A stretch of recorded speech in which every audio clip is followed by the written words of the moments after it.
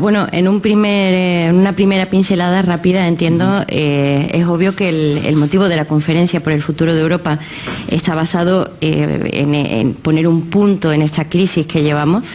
Parece que económicamente la crisis va dando signos de no durar 100 años, es decir, ya en primavera se han creado 1 millón de puestos de trabajo en Europa. Pero, desde luego, la crisis deja una cifra desoladora. El número de desempleados en el mundo se sitúa en 205 millones, muy por encima de los 187 millones que había en 2019. En Europa, la pérdida estimada de horas de trabajo superó el 8% en el primer trimestre y el 6% en el segundo, cuando en los mismos periodos en la media mundial estaban en un 4,8 y un 4,4.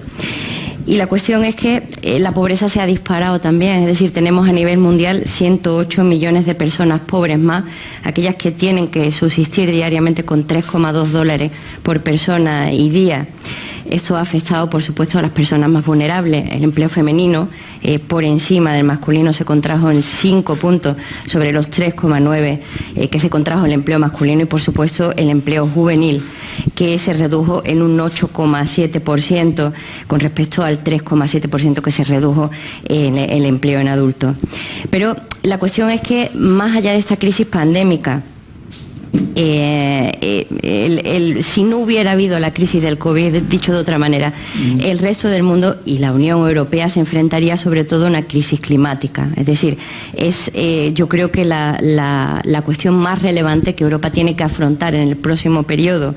Hay una crisis medioambiental que va a tener efectos sobre el empleo, que no están aún establecidos, fijados, digamos, y previstos en los paquetes legislativos que presenta la Comisión Europea. Es necesario que se establezcan estas recomendaciones para que la crisis climática no afecte a medio plazo al empleo, porque lo estamos viendo ya, la alarma creada con el precio del mercado de la energía está repercutiendo en la regulación del empleo. Y solamente un dato: tras la emergencia climática del COVID-19, los instrumentos de regulación temporal de empleo están en vías de reformarse en todos los países, pero sin embargo no se está teniendo en cuenta los factores de la posible crisis climática para adaptar esos futuros ERTE a estos cambios. Dejo ese apunte ahí. En cuanto a la protección social, pues evidentemente antes de la crisis lo ha puesto de manifiesto. Había muchísimas lagunas, se han visto muchísimos colectivos y sobre todo mucha protección social que sigue estando afectado y que va a seguir estando afectada, porque no hay aún en una perspectiva de solución por las brechas de género que se manifiestan, pues no solamente en el empleo, sino por supuesto en las pensiones, pero en todo el aparato de la protección social, tanto en las enfermedades profesionales, donde las mujeres están subrepresentadas, como en otras cuestiones. Y en definitiva, mi planteamiento, y aquí termino porque creo que para una primera pincelada está bien, en definitiva hay que adaptar el futuro de la protección social y del empleo a lo que serán las futuras crisis. Las crisis que vienen van a ser crisis climáticas. Todavía evidentemente no nos hemos recuperado de la crisis de la pandemia del COVID-19.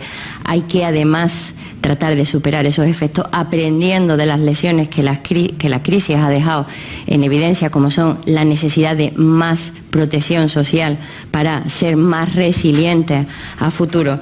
Y por supuesto hay que trabajar en esa Europa más social, donde la implementación inmediata del pilar social de derechos sociales puede ser una buena solución a estos caminos que estoy planteando en esta primera pincelada. Gracias, José Manuel.